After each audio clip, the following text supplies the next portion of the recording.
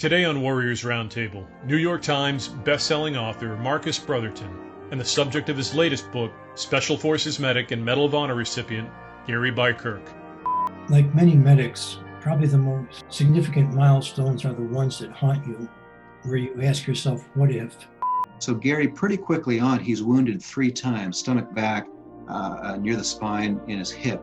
And he is paralyzed from the waist down. He can't walk. Here's this bleeding, wounded, paralyzed medic being carried from one wounded person to another. The third time I was shot, and it was at that point that everybody thought that I was going to die. But I just said, Dave, if I'm dying, I'm not dying down here. Take me out and back into the battle. To really live, you must almost die. To those that fight for it, life has a meaning the protected will never know. And I want you to teach me about the Medal of Honor, God. What's this mean? Why me?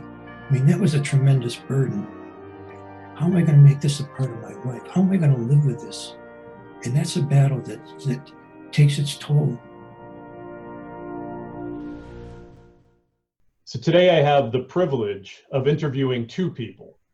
Marcus Brotherton, author of Blaze of Light, and the man that this is about, Gary Beikirch, Special Forces medic from Vietnam. Marcus and Gary, welcome to Warriors Roundtable. Great to be here, thanks. Marcus, first of all, let me start with you before I have an opportunity to grill Gary. I think his story is absolutely awesome, and I love the way that you crafted and told it. But how did the 2 of you connect? Because I know that you yourself have done several books, a lot of them focusing on the team from the Band of Brothers, the soldiers that served in World War II. But this is a little different. Can you tell us a little bit about how you and Gary met?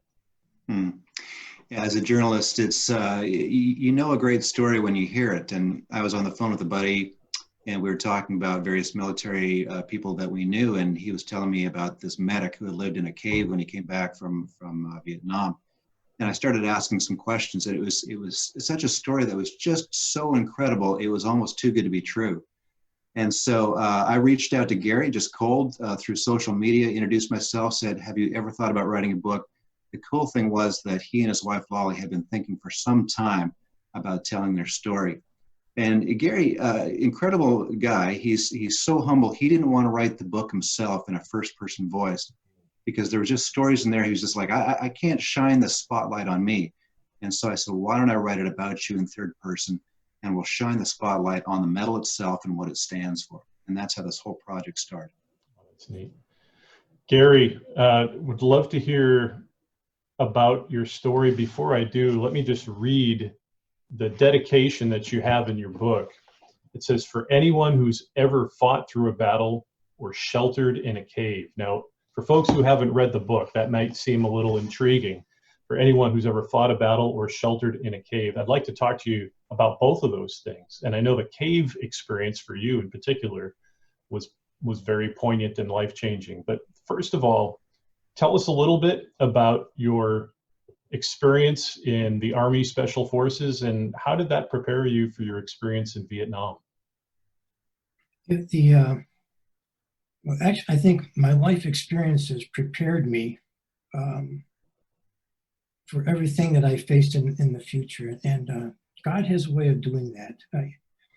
I spent 33 years working with middle school kids, and one of the saddest things that I ever experienced is seeing a young person who has no hope or has no sense of a purpose in life. They do not feel that they're unique in any way, that there's no real specific reason for them being created. From an early life, I feel that I had a sense of purpose. You see, I fell out of a window when I was 18 months old, and I was almost died. But it was a 2-story window, landed on my head, fractured skull. They thought I was going to die, but I had a 10-year-old cousin who loved me and who prayed for me, prayed that God would just spare my life. And I was spared. And I was aware of the story. I was aware of the fact that she had prayed for me and how that I'd almost died. So growing up, I think I had a sense of a reason for my existence, that there was a purpose, and I had a hope. My parents were divorced, and which was not too common back at that time. And I went to 11 different schools before I reached ninth grade. And in that move, I developed a sense of a confidence, a sense that if I wanted something, I was going to have to go out and achieve it for myself. So there was a sense of resourcefulness that was created in me, a sense of if I want it, I can do it, I can achieve it. And ironically, those are the characteristics that special forces guys look for. They want to have people who can think outside the box. They want people who can go on and be determined and not quit. Coming into special forces training, all those qualities of life were just reinforced. Going through jump school, going through the first phase of special forces training. I was physically challenged, but more important than that, I was mentally, psychologically, and emotionally challenged. No matter what I experienced, I said, I am not going to quit. And consequently, there were a number of guys who were bigger than me. I'm not a big guy. I mean, and there were guys who could have been poster people for Green Berets, but they didn't make it. And I think that the main reason is that it's like I had been groomed with this spirit inside of me that said, if you want something, you're going to have to get it yourself, and don't quit ever. And that's what enabled me to go through the special forces training. And I didn't even touch on the technical skills that they taught me regarding guerrilla warfare, regarding the medical training that I had. All of those things were just tremendous and prepared me for what I was to experience in Vietnam. We're talking 75 weeks of the most intense training around. And one of the things that Gary talks about is how the instructors they focused on making them comfortable with the uncomfortable. So we want to put you in a real miserable spot and then let you fight your way out of it. Well, in spite of any of the training, there's certain things that you're going to encounter in combat that nothing can train you for. When I found out I was going to be going to Vietnam, immediately a certain sense of apprehension came over to me. When my cousin and I used to play Army, we used to always say, we'd always pretend that we were in Europe fighting. We didn't want to go to the South Pacific because we didn't want to be in the jungle, because I hated snakes and I didn't like tigers. So when I first got to this camp, the jungle camp, one of the first things that I did was I sought out somebody who would be able to be my mentor. And in the Montagnard culture, when a person reaches 12 years old, they become a functioning, important, critical member of that tribe. They have to start pulling their weight. They become adults. And in the context of the war, that meant combat. We had a 12-year-old that was an M60 machine gunner, 12 years old. I used to think, man, back home in the States, these kids would just be playing war. And here I got a 12-year-old that's actually out in the bush, in the fighting. Well, I picked a 15-year-old boy named Dale. And I picked him because he had already had 3 years of combat experience. But there was something special about Dale, too. And I remember saying to him, Dale, I need you to help me learn how to survive in the jungle, because I don't like snakes and I'm afraid of tigers. And he laughed at me. And he said, Bác sĩ, which is Vietnamese for doctor, he said, I don't want to teach you how to survive. He said, I want to teach you how to live in the jungle. He said, the jungle provides us our way of life. And so Dale began the difficult challenge of trying to teach me how to go into an environment that was fearful for me, that was threatening, that held all sorts of scary things. And we're not even talking about the enemy yet, or ambushes or things like that. We were talking about things in the jungle. Yeah. He said, I want to teach you how to live there. He said, I want to teach you to learn how to look past those things that you're afraid of and look for things that can provide life for you. Look for things that can help you live. And that was the most important lesson that I learned that enabled me to be able to not only live when I was in Vietnam, but it's been important lessons that I've been able to carry on throughout my life.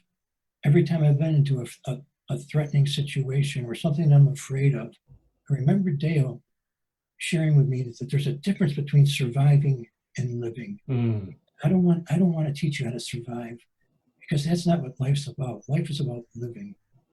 And so I've Wow. looked for those opportunities, and they become what I call God moments now, because I found that God is with me in all those things, and he's going to have certain instances, situations where he's going to show you that he's there. And those are the things that you pull out of. Those are the things that will help you to not only survive through an experience, but learn how to live with God. And that's amazing. A lot of that is just such a shifted mentality, isn't it? From I'm trying to avoid pain, avoid death, avoid hurt, rather than I'm going to live and I'm going to do whatever I need to, whether that be physically as you did in Vietnam or spiritually as you're talking about now. I'm going to do whatever I need to enter into and experience life in its fullest. Yes. Really just a different mental shift. You know, Marcus talked about the Montagnard folk that you're referring to now. You just talked specifically about Deo. The way Marcus described it was that the enemy considered them inferior, worthy of extinction. And here you are, Gary, you're talking about them as your mentors, as your guides, but you were there to also defend them. So they become your family. And you just talked about now Deo, who was 15 years old. Yes. When he became your battle buddy, and he died saving your life. Could you tell us a little bit more about your relationship with your Montagnard family, and your time there? Being a Green Beret, many times people have a misperception of what being a Green Beret is. We were actually teachers, and what our job was, our purpose was to enter into a culture, assimilate into that culture, develop a relationship with them so that there could be an exchange of information. This was their culture, this was their land. There's no way that I could go in there and be effective if I was going to go in as an arrogant American who was going to teach you all how to live in your society. This was their life. So I had to go in as a student. There was a humbleness that was instilled in us in Special Forces training too. Because if there was that humility, if we went in as students, if we went in asking, teach me what it means to be a mountaineer, teach me what it means to be a member of this tribe.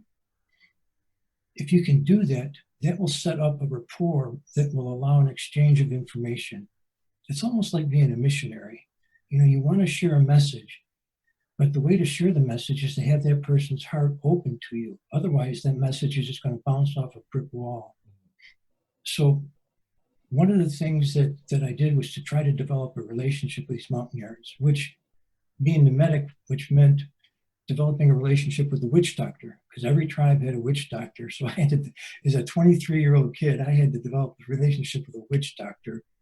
But in the efforts there, one of the things that I experienced was how love can be formed and how love can change a situation. In the midst of that jungle, in the midst of the war in Vietnam, I had found myself in a Shangri-La that had become not only a place for me to live, but it became my home. These became family people. And that love is something that I will always, always cherish. And as you mentioned, Deo and I had a tremendous bond of camaraderie. And by camaraderie, I always defined that as, Deo, I love you enough and I trust you enough that I'm going to put my life in your hands, confident that you will do anything needed to keep me safe. And I want you to know that you can trust me so that you can put your life in my hands. And I will have your back 24/7. I will do whatever it takes. The political context of the war where Gary was quite black and white. And people talk about the Vietnam conflict as being chaotic, and perhaps it was overall. Gary's war, specifically in this tiny village of Dak Seang, was black and white. This is in the Central Highlands region of Vietnam, and as you mentioned, the enemy had vowed to wipe this indigenous tribe off the face of the map. So the NBA, the Viet Cong, they hated these people. They considered them inferior. And so they are fighting for their existence. If they don't enter this warrior culture at 12 years old and onward, they will get wiped out. They, their loved ones, their kids. So the war for Gary is all about right and wrong. We're fighting for the survival of these people. Yeah, and I think that's an important point too, because in a very real sense, I was fighting for my family. I was fighting to defend my home. They were invading my home. I say that my war was not the war of Henry Kissinger or Nixon or any of the presidents. Many of the conventional units that were fighting in Vietnam, my experience was not like theirs. I fell in love with those people. And when I fought, I was defending my home, my homeland. Wow. When Gary entered this village, he was the chief medic of this village. There's 400 indigenous fighters there, and about 2,300 women and children, their wives and their offspring. And so he's doing medical makeups of them. He is helping to deliver babies, and he becomes very accepted in this tribal culture. And we're talking, he's taking the kids down to the river to go swimming. They're playing volleyball. They're showing John Wayne movies at night. I mean, it is a jungle Shangri-La. Gary was actually made an honorary tribesperson. This tribe just totally embraced him and welcomed him into their culture. Yeah, I love the way that you crafted that part of the story, Marcus. I mean, the combat pieces are always sort of what are so interesting to the largest segment of society when they pick up a book like this. But there's so much more to Gary's life, and it's genuinely just absolutely it's riveting. I blasted through this book from beginning to end as fast as I could because I could not put it down. And I love that part of the story. And Gary, I want to come back, if I could, to Deo. But before I do, in that time that you spent in Shangri-La, as you call it, are there any sort of milestone moments that stick out to you? Like many medics, probably the most significant milestones are the ones that haunt you, where you ask yourself, what if? What if I had only done this? If only I had done this. Was there something more that I could do? And one that really was a haunting milestone for me is covered in the book. And one of my medics, Chom, he had a newborn baby girl, and she was taken ill. We did all kinds of tests. We're never able to determine what was wrong with her, but her fever just kept on getting worse. She became more and more dehydrated. And eventually we determined that she was suffering from malaria. And we usually would give an infant the treatment through an elixir that we would give orally. But because she was so ill, we decided to give her a more quick-acting method of injection. And she developed an anaphylactic shock and died. And just that whole experience of being there with her, trying to save her. In the Montagnard culture, when someone was sick, the whole family was around. They would all move into the dispensary. Everybody would come sleep by the bed of the person who was sick, so that the whole family was around and watched this incident happen as this young child, who was only an infant, died. And what was riveting for that was that in the midst of my trying to save this girl, and I just wouldn't give up on her, I felt Chom's hand on my shoulder and just telling me that, Boxy, it's okay. And for them, death was a way of life. It was part of life. There was so much that I needed to learn about what really mattered in life. And they accepted death in a beautiful and different way. It was just really a part of life. And there was no animosity, there was no resentment, there was no feelings of being responsible for it that was given to me. But I took all that on myself, and for years, that haunted me. At what point did that change, and how were you able to come to terms with the fact that you did everything that you could, and that, you know, we say rule number one in combat is that people die, Mm-hmm. and rule number two is that we can't stop that from happening, and that is a sobering reality, especially for folks in your field who are there in the midst of it all, trying so hard to save people's lives, and you're not going to save them all. And children in particular are just they really touch our heartstrings in a way that is so unique. I've never been in your shoes, but in deployments I've been on, when there's kids around and you're doing things with them, it almost sort of, it restores your own humanity in a certain way that just simply daily routine doesn't. But Right. there's something about I'll say their innocence, that makes it particularly hard to deal with when you see them suffer. How did you later in life finally come to terms with that whole experience? I think I began to deal with it because that was one of those experiences that I kept hidden. I kept buried deep within myself. It was buried underneath a lot of anger, a lot of guilt, a lot of hurt, which actually were like walls that I had kept in order to keep myself safe from people. I didn't want people to see that part of me. And those walls were really, really strong and impenetrable. But when I went to graduate school, one of the philosophies of the graduate school, went to graduate school for counseling. And one of the philosophies is that the only constant that you take into any situation is yourself. If you're going to become a counselor, you're going to be entering people's lives. And the only tool that you're going to have that's going to be effective is you.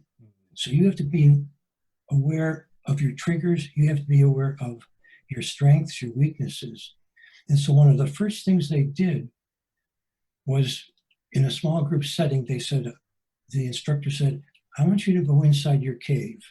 And I always thought that was ironic because I had spent time in a cave. But he said, right, I want you to go inside your cave, and I want you to look at that bear. And I want you to tell us about that bear. So in this small little setting of people, I started to share a little bit of that story. And that broke down the wall. It was the beginning of my effort to work through the guilt and the anger and the hurt that I was feeling that kept me from being able to have a relationship with someone else. But that was the beginning of it. And honestly, just a couple of weeks ago, I have a former student who's now a doctor, and he read the story, and he called me up and he said, Mr. B, I want you to know, I just read your story about that young girl. And he said, there was nothing you could have done that would have saved her. He said, when that happens so quickly. And so having this doctor tell me that I did everything that I could, but it just happened, that was comforting to me. That brought me some comfort too. It's the idea of letting people into your cave, seeing the things that you're trying to hide, and having them be there with you. And even though they see that, there's no judgment, there's no condemnation, but rather they just still continue to care for you and love you. That's healing. And that makes a difference. There's another story in the book similar to that, where a little boy falls into a pit of vipers. And the tribes people carry this boy to Gary, and of course he's bitten all over, and there's nothing that anybody can do. Gary tries his hardest. The little boy is eventually medevaced, and he dies on the helicopter. The amazing thing, I think, as a journalist here, is that when Gary is telling me these stories 50 years later, there's still tender spots, and Gary chokes up when he tells these stories. I've worked with any number of veterans over the years, and sometimes when people have been through very difficult things, they become hard and unprofessional and impolite and almost kind of that veneer. Gary has gone the other direction. Mhm. And he has become, he has reached out to other people. He's made deliberate progress in his healing, in his development. And these days, I can just say Gary is an amazing person to talk to and to be around. And his combat experiences and his experiences in war have made him richer as a person. That's been one of my main observations of Gary.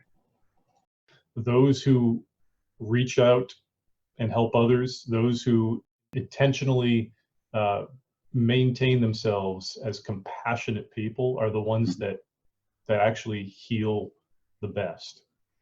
It's the ones that sort of turn inwardly, which we all do, and we all have a tendency to do, but then they don't ever sort of reach back out. Those are the ones that unfortunately sort of slowly self-destruct. Thank you, Marcus. That's what beautiful stories. And before I do want to come back to Deo, because I think there's a very poignant part in the book that where Marcus talks about you being lifted away in the helicopter. But any other milestone moments for you, Gary, that you wanted to share? Marcus asked me that, and he was asked me about, was there any humorous things that happened? And through the years, because I've been able to work past that guilt and that anger, I've been able to tap into the good memories, the things that are there. I'm looking for those things that can help me live. And so I can remember a lot of fun times, as Marcus said, taking the kids down to the river to go swimming. I sent my mother about $500, and I asked her to buy me $500 worth of matchbooks, trucks, and toys. And so she sent them over, and I would distribute them to the children. Mm-hmm. Because what the children would make all these little gadgets out of the links from a machine gun, the belts of a machine gun, and they put them all together, and they would be playing with these toys. So I bought them all these toy trucks and cars and things. Those are memories now that I really cherish, and I count those as milestones, just as significant as the loss of Cham's daughter. Mm-hmm. And so I have to keep reminding myself that those are there. And the funny moments, we had an incident with a water buffalo where we had I was a camp veterinarian as well. Mm-hmm. And just remember us trying to treat this water buffalo, and it was like a Three Stooges comedy, So there's so many things that were joyous memories, but they were not available to me because for so long I kept that stuff hidden, afraid to go back there and remember. Which is great that you were able to recover it, because it sounds like your time with the Montagnards was so key in helping you capture, maybe for the first time, or maybe just in a new, fresh, and deeper way, what it was like to have a real, honest relationships with folks who just loved on you, and you were able to experience something that I'm guessing you didn't necessarily experience to that degree, to that point in your life, growing up in the United States. I had a pretty close extended family. I had aunts and uncles that I lived with and they really had a lot to do with making me feel stable in spite of the instability in my life of having to move around. I always had their love to fall back on, as well as their homes and their beds, because I would be sleeping with them many times. So there was that kind of experience, but to experience that in the midst of a war, in the midst of a jungle, in the midst of something that is really, really frightening, to me is what is so significant about that whole experience in Vietnam, that in the midst of a war, you can find a love that brings peace to you.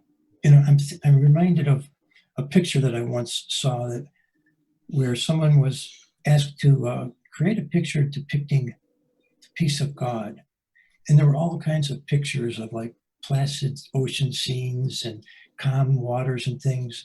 But the one that they felt was the most significant in depicting the peace of God with someone in a cave in the midst of a storm where everything is just going crazy and chaos all around them.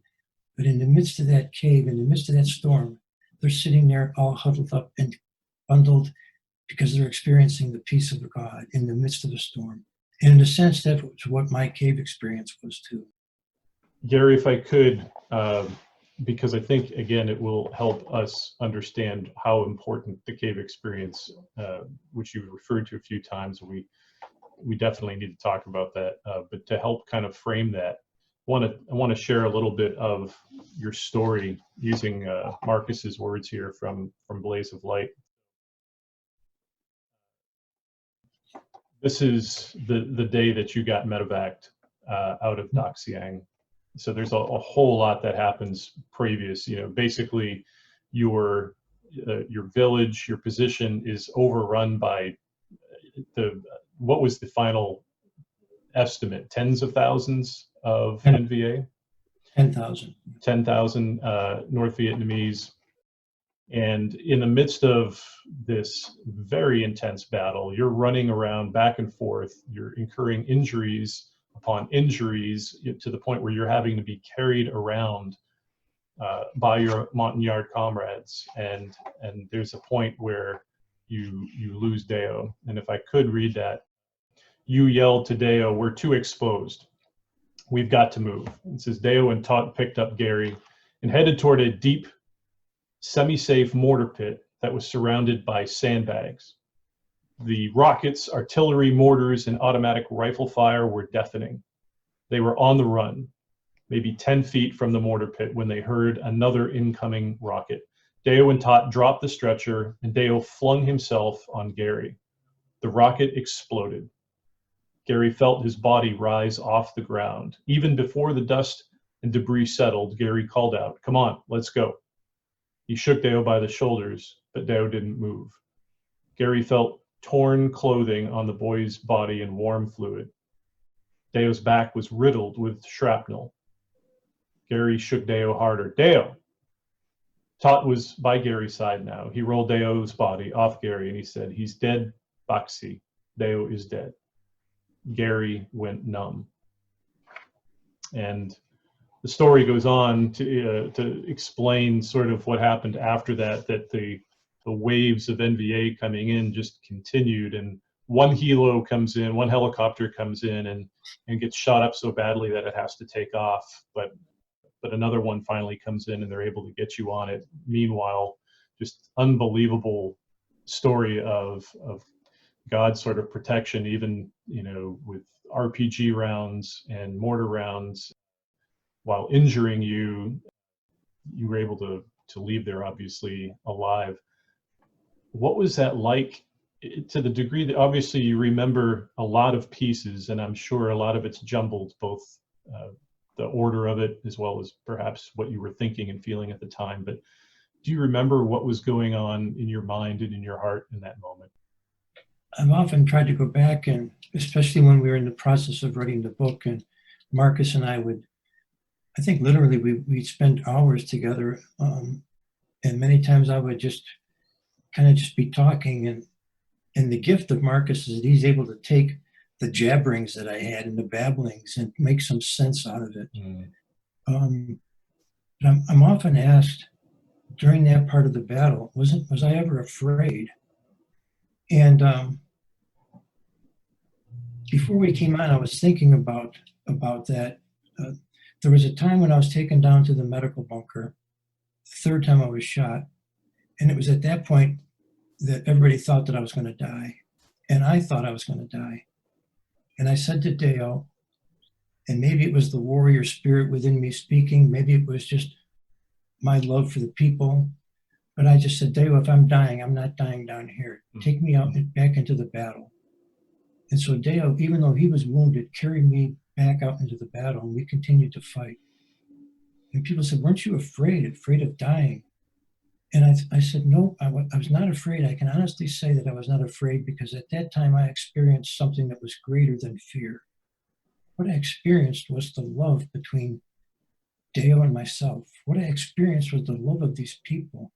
What I experienced was the emotion of defending something and someone who is valuable to you, and what you would do to the extent to defend that purpose. And that was love. That was my love for this people, my love for my home. And you think about homeowners and people who defend their families. That's what I was doing. So that was a real experience of the power of love in a person's life. How that love could overcome the fear that you have of dying. And I have an image that right now brings me a lot of comfort. For a long time, I wasn't able to draw on that image again because it was one of those things that was hidden underneath the anger and the guilt.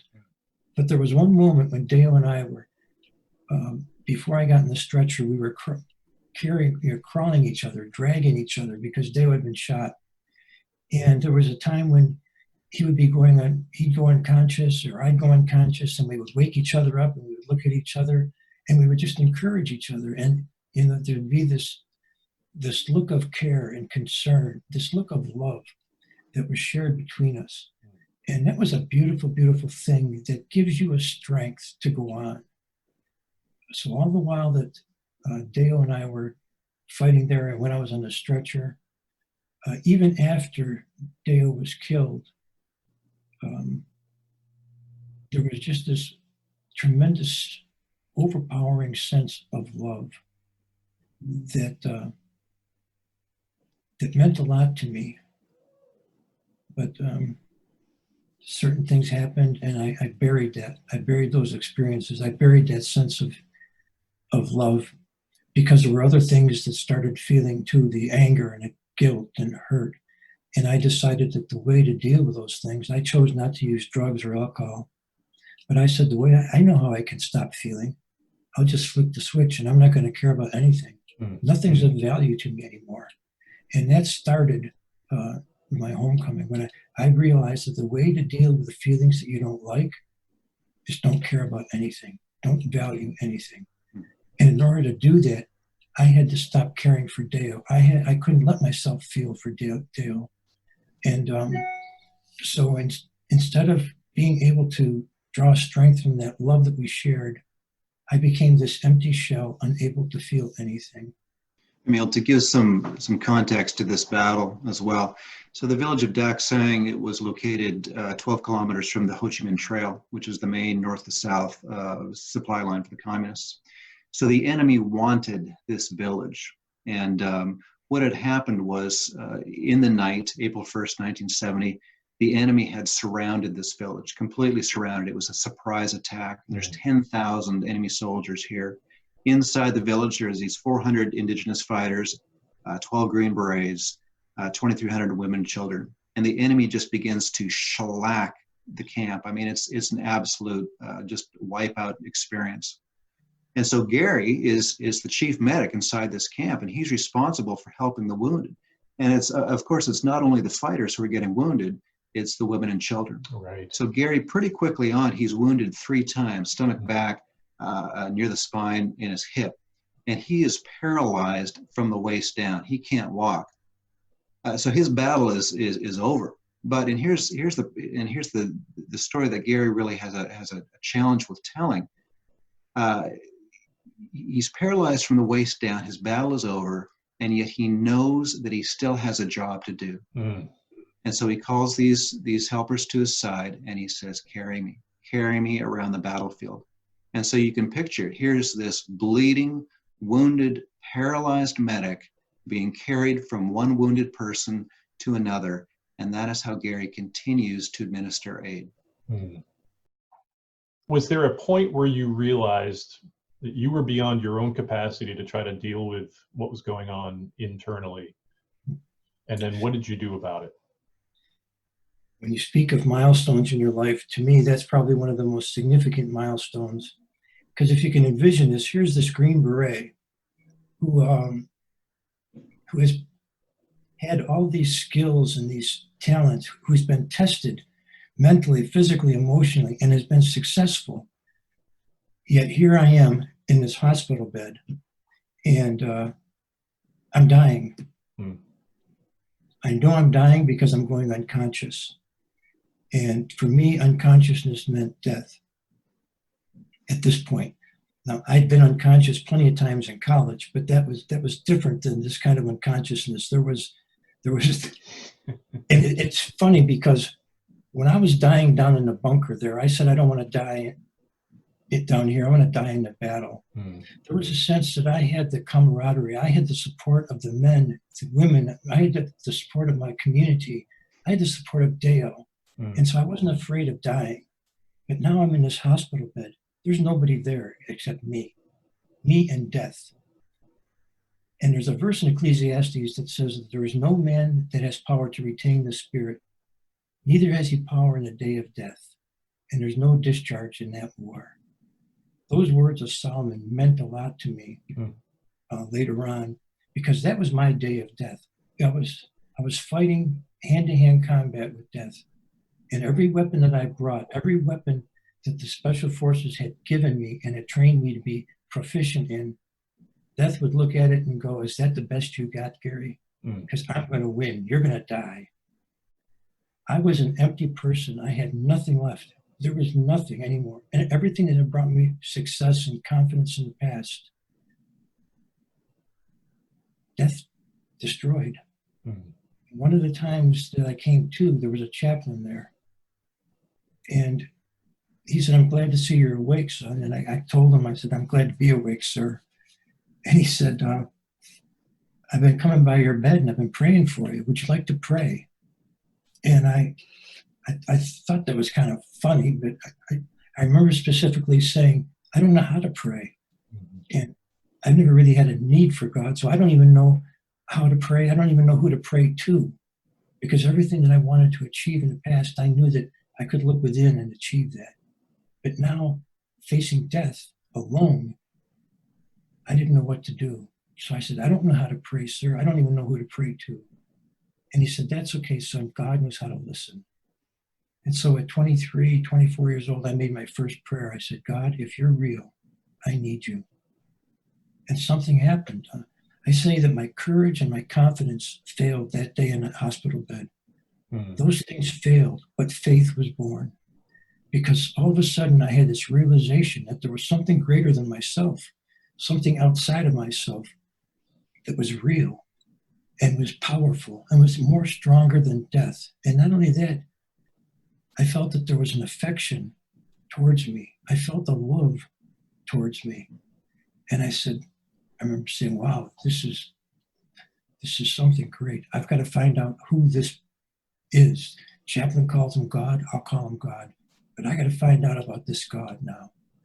So coming back to the States from my homecoming, there were a lot of experiences that kind of interfered with my mission and my passion to try to find out who God was, but there was still an underlying passion. In spite of everything that happened to me in the college, in spite of everything that happened to me that forced me to go to the cave, underneath all that was this passion to find out who this God was that I knew was real. But that was the incident, the time that I realized that I was not all I needed in life. You know, we all need something greater than who we are.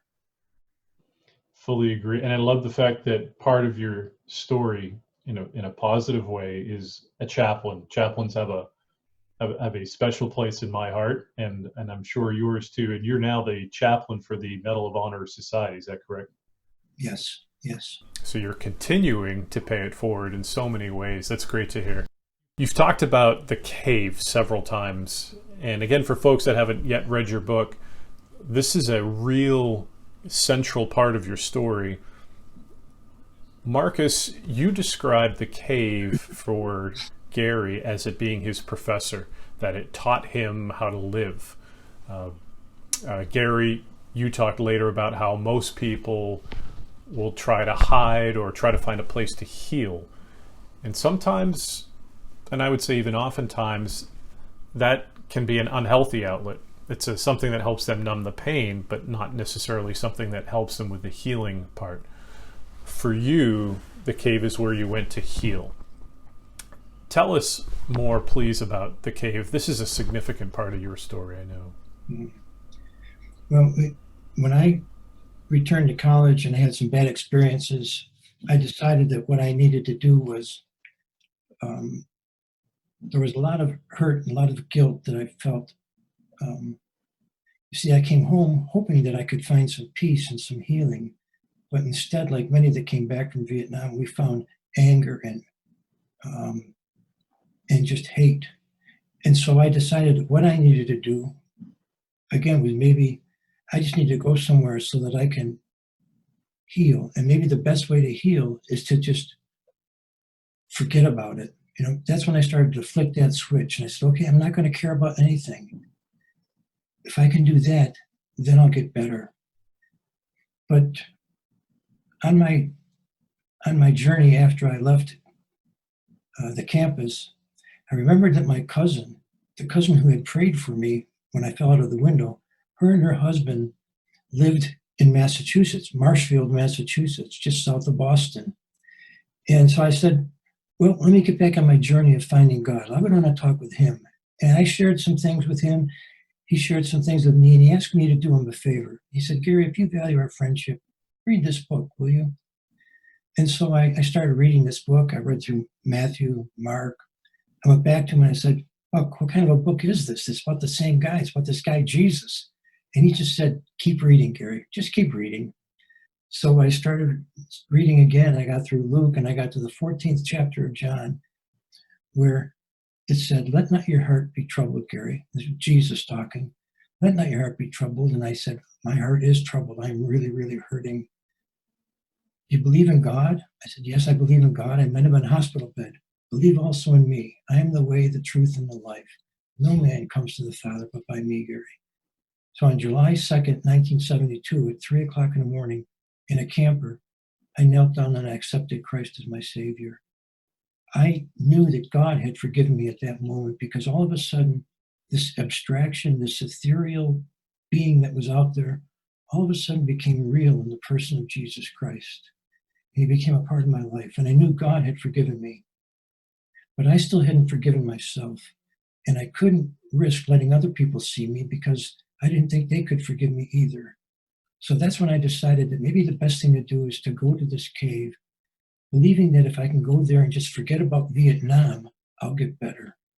And so I went to that cave with the purpose of trying to forget about Vietnam, but also with the purpose of finding out what God was said about me now, because I was destroyed. Vietnam destroyed me.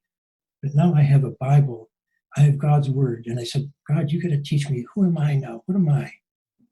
And so I went into this cave and I was there. I entered the cave in September of 73. And I remember I made another prayer. I said, God, you gave me my life in Vietnam. I'm giving my life back to you now. Whatever you want for my life, that's what I want. I don't want anything else.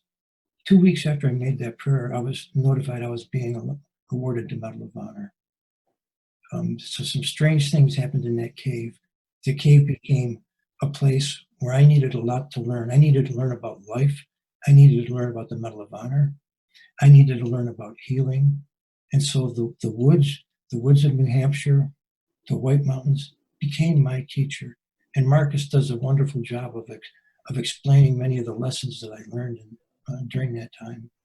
When you talk about the cave, this was a place that was close enough to where you were going to, it was grad school at the time, correct? Yeah, it was a seminary Bible school. That you could drive back and forth, where you would hike, I believe it was for about an hour up to this spot where you were living, and then back, an hour back down to the van, and you could drive to school. There's one particular part of the story that Marcus tells where there's this big storm that rolls in to the point where you're probably wondering if you were going to make it out that particular night. Could you talk a little bit about that?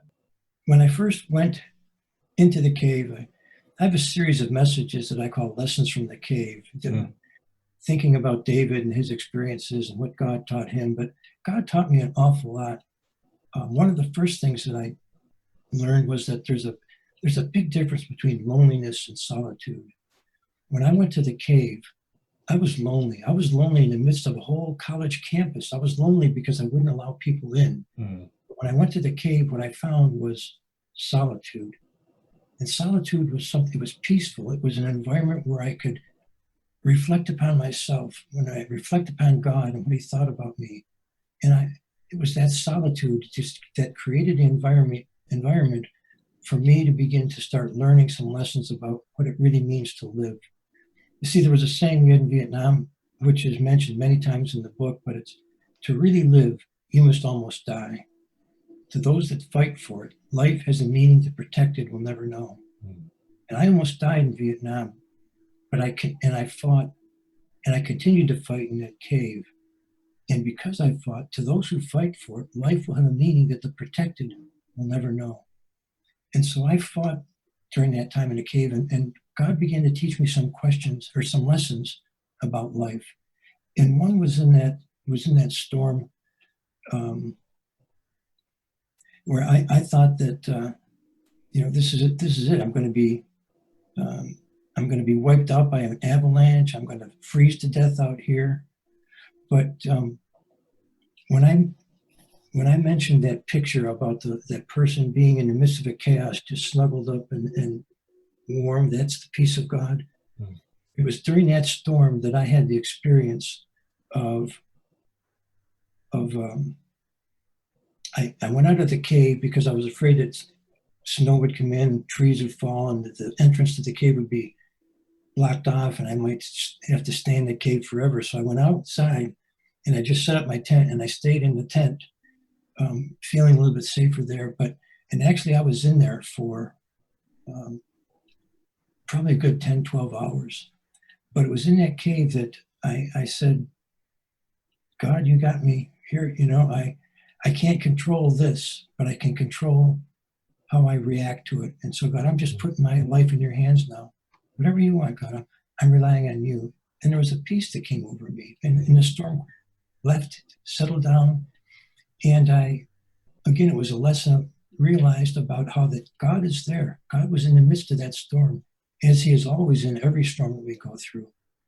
And even if he's not going to calm the storm, he calmed me, and he gave me a peace.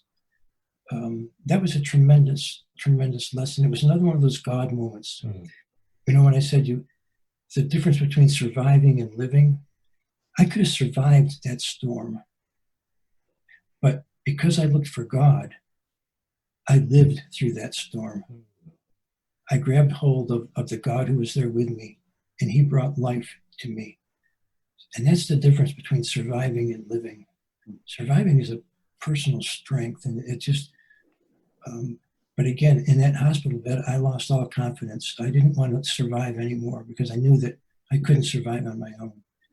So in the cave, during those months that I lived there, I learned how to live because I learned to look for God in every moment. To give some context there, when Gary comes home from Vietnam, he eventually does learn how to walk again, and the paralysis turns out to be temporary. That's a story in and of itself, how Gary heals in body. Mm-hmm. One of the things he discovers is that even though he is healed in body, he is not yet healed in spirit, and that healing in spirit takes in many ways a much longer time. So Gary is in this cave, this self-imposed isolation time for him. And he's in the cave for 18 months. We're talking 2 winters in the White Mountains, the Northern Appalachians. So we're talking snow and ice, and he's eating his meals over a campfire and just bundled up against the cold. It's real Spartan living out there. There's this one amazing scene where one weekend Gary decides to go for a hike. And he's still got shrapnel on his body. It's slow going for him. And as he's going for this hike up to the top of the summit, there's all these boulders in the way, and Gary is viewing these boulders as obstacles, and he's disgruntled at this point that his way is marred by these boulders, and it's slippery and cold, and he's using these boulders as for handholds, and finally he makes it to the top of this mountain, to his goal. He reaches his goal. And we talk about how the mountain becomes this professor. Gary turns around and he looks down the mountain at the way he's come, and it's like a light bulb goes off, and it dawns on him. He goes, hey, these boulders, they weren't obstacles. They actually acted as rungs on a ladder that helped me go where I needed to go. And that's such a lesson for many of us today. How often do we see obstacles in our life, and we're sort of frustrated at these obstacles? Yeah. And then we progress through time and we look back and we see the obstacles actually weren't obstacles at all. They were rungs on a ladder that helped us get where we need to go. Oh, thank you, Marcus. That's great. I mean, even right now, we're filming this interview during a time that so much of society is sort of locked down, quarantined, being forced to stay indoors against their will. And you hear a lot of folks griping, but what are the opportunities that it presents? It's such a shift of mentality. And even to hear you talk about Gary having this shrapnel he's dealing with in his back, Gary, I'm sure that even today that you probably have a few aches and pains from that time in Vietnam that linger on, and yet you haven't talked about that at all. That's not your focus. For some people, that's all they can talk about, and yet your focus during this whole interview is just on the goodness of the people and the goodness of God that you've been able to experience in your time here on Earth, which is wonderful. Speaking of the great people that have been in your life, there's one more person I want to talk to you about. I said to you before this interview that in some ways, Blaze of Light is a love story. But not in the sense that a lot of folks would think of sort of a romantic love story. It's a love story in your love, the love that you received from your family as a young boy, your extended family, the love that you had for the Montagnards that became really as close, if not closer to you than family in many ways. Your love for your fellow soldiers, God's love, his relentless love that he poured out on you for decades and just chasing you down. But also the real love that you had for a young woman named Lolly, who was the one that brought this blaze of light into your life. Could you tell us a little bit about Lolly? Well, I always say that I had a mailbox down in Lancaster that I used to receive mail, and I always say that there are two things that I received in that mailbox that changed my life. One was a notice that I was being awarded the Medal of Honor, and the other was I went in there one day, and this was after I'd been in the cave for about a year, and there was this piece of notebook paper. I opened it up, and it said, "Hi, my name's Lolly. I've seen you around town." And Lancaster is a very small little town. There's only about 2,000 people, only one main street, no traffic lights.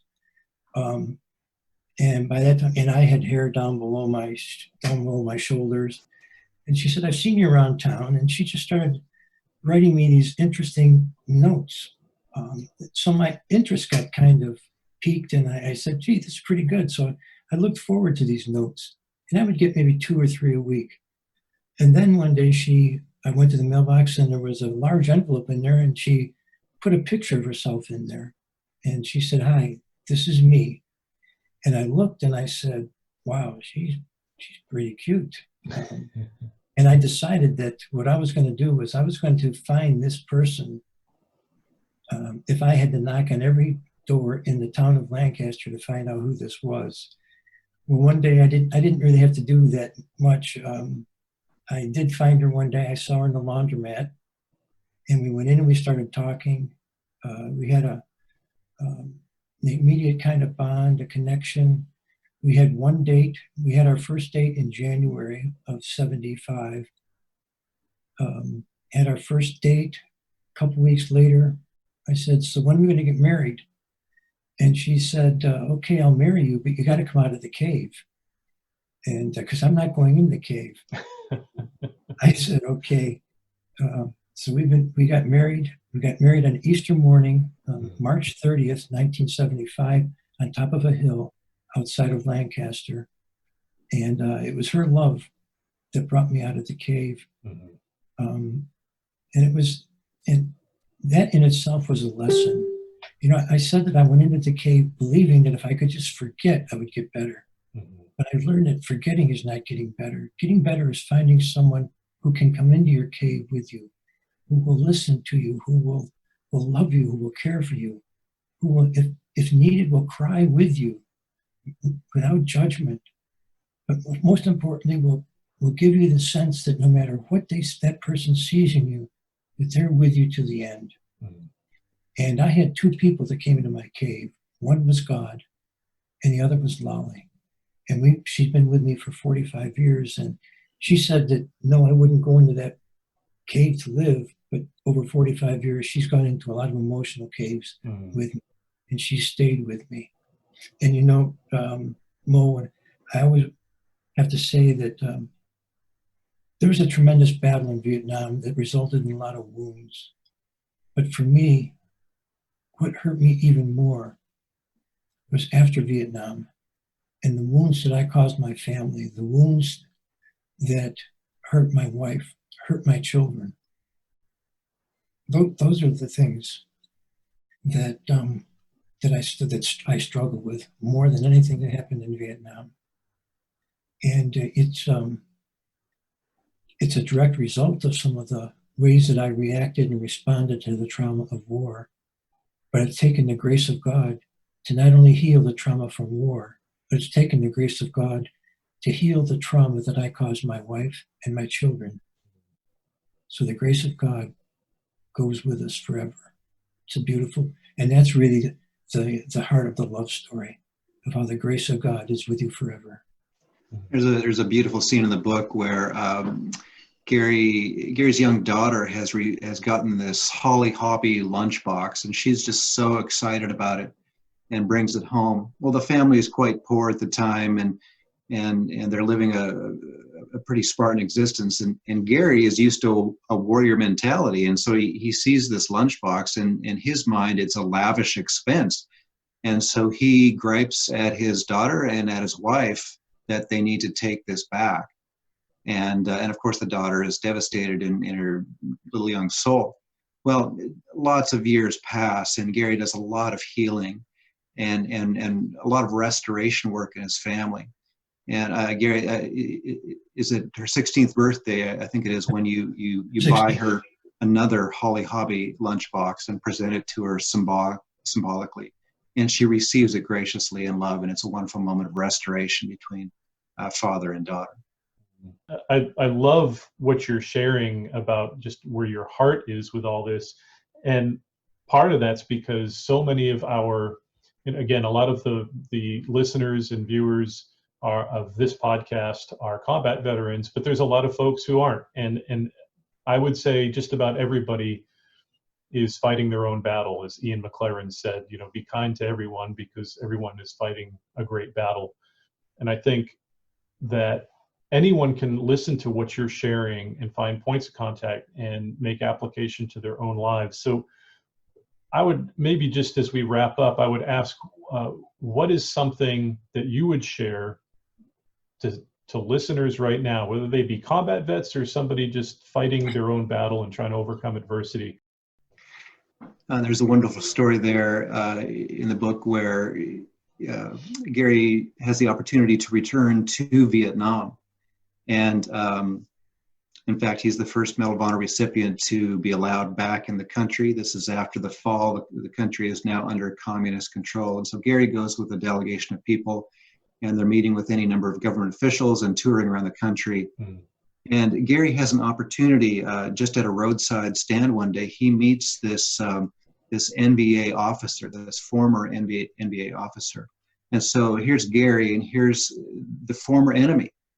And they strike up a conversation. It's just such a moment of poignancy where they're discussing their battle wounds and respecting each other as warriors. And this man has lost family members of his own. He's had wounding of his own. And Gary said, how did you survive? And the man says, well, so much difficulty has come into my life. And if I wanted to, I could have internalized that. I could have held on to that. I could have become a hardened person. But he said, instead, I've chosen to forgive. I've chosen to forgive. And Gary and this man shake hands, and it's a wonderful moment of restoration. And Gary describes how that is really the key to so much of life, how difficulties come into all of our lives, and yet we have that choice. Are we going to become bitter, or are we going to become better? And the key really is forgiveness and love and reaching out and restoration. Yeah, it's that ability to be able to forgive others for the hurt they caused maybe in your life, and maybe even more importantly, the ability to forgive yourself. It was forgiveness that allowed me to work through the anger that was inside of me, as I had to forgive those who spit on me, who called me names, as I had to forgive those who I fought in Vietnam with. I had to forgive them. And then there's the guilt of losing Cham's daughter, the guilt of Deo's death, the guilt of things that I did. It was forgiveness that enabled me to work through that, the hurt, the anger, the guilt. But once I was able to go through there and not be afraid of them anymore, again, that's when I was able to find that love that was there. I was able to tap into the experience of what Deo and I had. I was able to tap into the joy of the kids and the laughter and the fun swimming in the Dak Poco River. I was able to live again. I was able to allow myself to feel. For years, I did not cry. And I remember the first time that I cried. And many times now when I share my story, I cry. When I was working as a middle school counselor, there would be times we'd be in the classroom and I'd start to share some things and I would cry. And the students would say, "Are you okay, Mr. B?" And I said, "Yeah, I'm okay. I don't mind crying because it lets me know that I'm feeling again." And feelings are such an important part of life.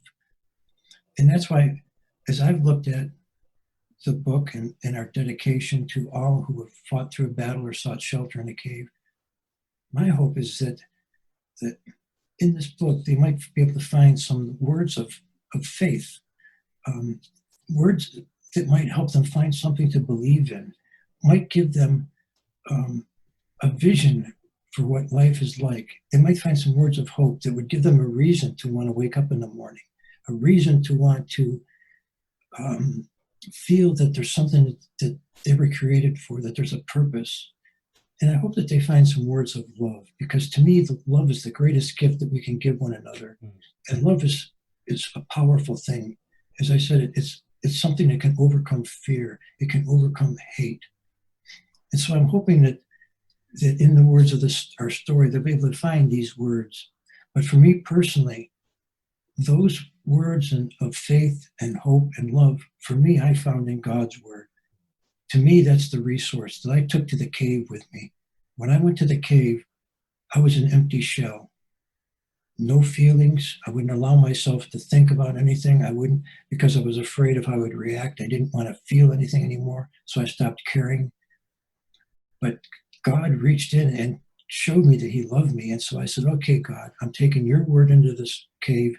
I want you to teach me about you. I want you to teach me about what it means to really live. I want you to teach me about life, the meaning to life, and why I went through everything that I did. And I want you to teach me about the Medal of Honor, God. What's this mean? Why me?" I mean, that was a tremendous burden. Everyone, there's 69 of us that are alive now. And everyone that I know fights an additional battle. We fought a battle that resulted in being awarded this. But once this is hung around our neck, we fight another battle. And that battle is just as difficult. And that's the battle of, why me? How am I going to make this a part of my life? How am I going to live with this? And that's a battle that takes its toll. And it's just as devastating as many of the other battles that we fought. God helped me in the midst of that in the cave as I went to his word. He helped me understand about who I am. He helped me to understand about what the Medal of Honor is. And he gave me a message that, Gary, no matter where you go, no matter what you face, I'm going to be there with you. He gave me a message that there's a God who is there. And it's a message that God wants to come into your cave. He wants to love you. He wants to heal you. And he wants to bring you out of your cave with a message about how much he loves you. That's the message that I hope that others find in this book. That's the message that brought me out of the cave. And that's the message that I've been sharing since 1972.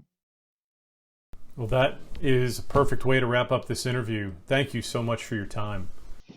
So the book is Blaze of Light, the inspiring true story of a Green Beret medic, Gary Beikirch, Medal of Honor recipient.